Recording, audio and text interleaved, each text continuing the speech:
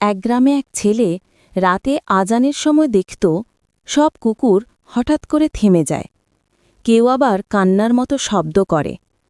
একদিন সে জিজ্ঞেস করল গ্রামের বয়স্ক আলেমকে, হুজুর, আজানের সময় কুকুরগুলো কেন এমন আচরণ করে?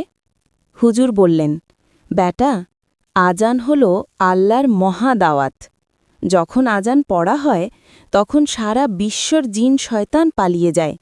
আর কুকুর হল এমন প্রাণী যারা অদৃশ্য অনেক কিছু অনুভব করতে পারে। শয়তানের উপস্থিতি দূরে সরে যাওয়ার সময় তারা অস্থির হয়। এদের কান্নার মতো শব্দ আসলে সেই অদৃশ্য জগতের প্রতিক্রিয়া।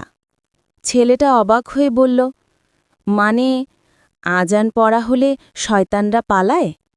হুজুর হাসলেন, হ্যাঁ বেটা, আজান আল্লাহর নূর, আর নূরের সামনে অন্ধকার থাকতে পারে না। তাই আজানের সময় কুকুররা এমনভাবে প্রতিক্রিয়া দেখায়। এটা আসলে আল্লাহর শক্তির প্রকাশ।